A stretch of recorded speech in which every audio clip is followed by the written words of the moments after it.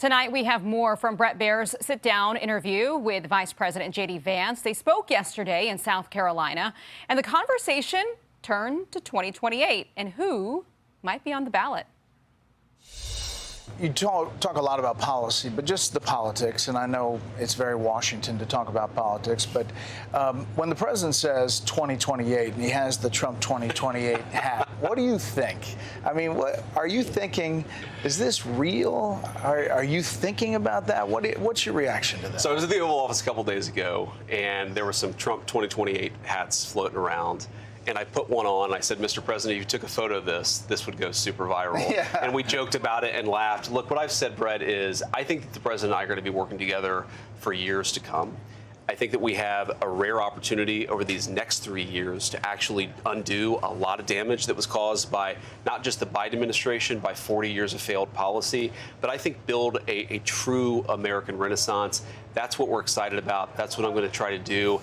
And if we succeed, then the politics will take care of themselves. And if we don't succeed, the politics will take care of themselves that way. But you don't really think he's running in 2028, do you? I'll let the president speak to his political future.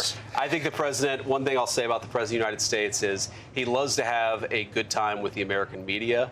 And I really do think that if we take care of business over the next 3 years, we're going to be in a great position politically, whoever ultimately runs as the president of the United States in 2028. On the Democratic side, do you think Alexandria Ocasio-Cortez, AOC, is the new leader? Could it be Vance AOC in 2028?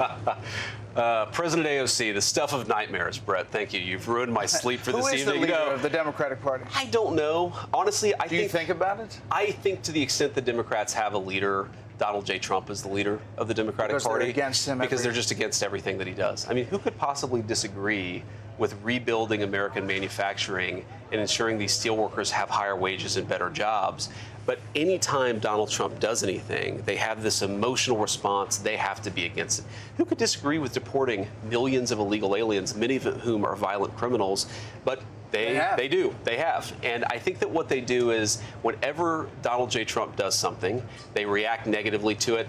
They don't have real leadership. And I think it's why I'm not too concerned about 2028, because if I wake up in a fantasy world where the Democrats actually have constructive ideas about how to govern this country, that'll actually be a good thing. But if in the world that we actually live in, where they're just anti-Trump about everything, the politics of 2028 will take care of themselves. I know the president talks about polls, and he's not a fan of how the polls are done. But the approval ratings for you, for the president, if you look at the polls, not just one, but a span of them, are not great 100 days in. They're great on border security, but on the economy and overall approval, it's a little underwater.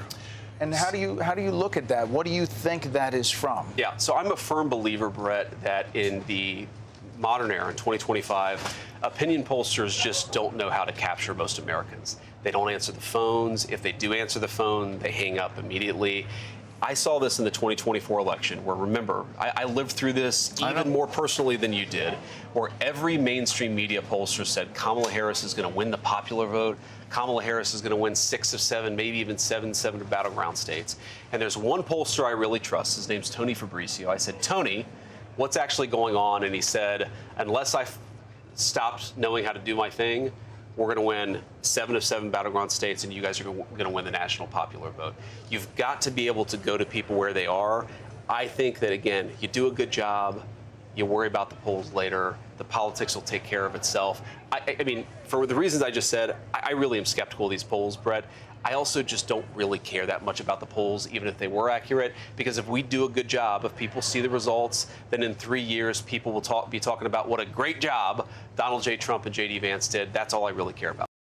Hey, Sean Hannity here. Hey, click here to subscribe to Fox News YouTube page and catch our hottest interviews and most compelling analysis. You will not get it anywhere else.